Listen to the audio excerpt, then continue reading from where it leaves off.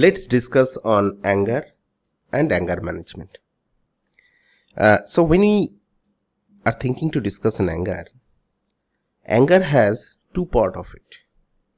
One is the anger and the other part is managing the anger.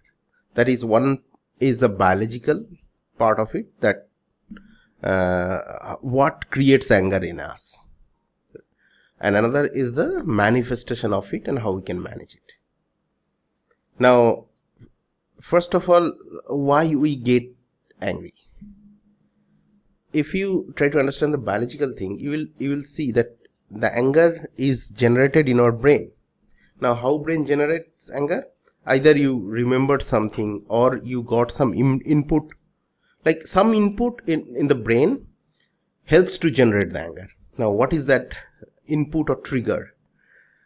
Either it is coming through your eyes or your senses, like you heard something, you saw something, some injustice to happen, something you heard, maybe someone shouted at you.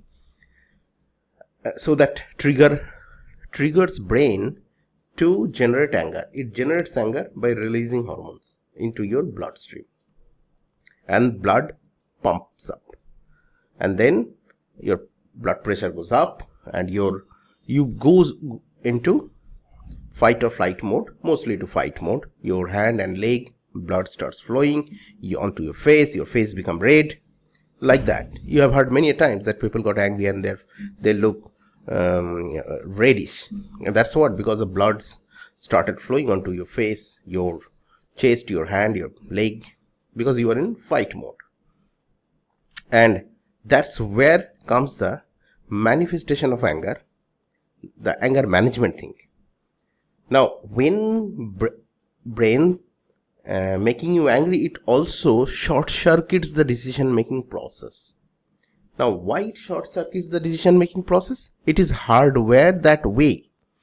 It is hardwired into our brain for millions of years as a survival technique.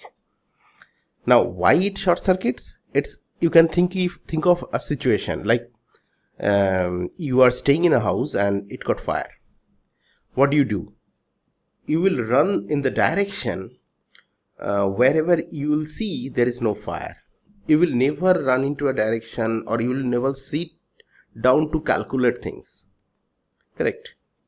So if you find a window is open, you will jump from there, even if you are in second story. It's risky, you will fail. If you may break your leg or hands, you may get injuries. But your brain at that point of time tells you it's safer to jump from there at very fast. It tells you it's safer to jump from there. Your life is more important than your limbs, and brain quickly takes the call and pushes you. It's a primitive instinct. You are in instinctive mode at that point of time. Similarly, when you got angry, brain does a similar thing. Instead of a flight mode, now it is in a fight mode, and you go into instinct mode, in a childish mode, more immature mode. And there comes the anger management part of it, which is kind of a practice, and which can be taken care of by education, more maturity, understanding of things. So what awareness education this does? This help you. This what your brain then, one part of your brain then works like a big brother, and it tells the part which is generating the anger that, hold on, let's assess the situation. It may not be what you are thinking.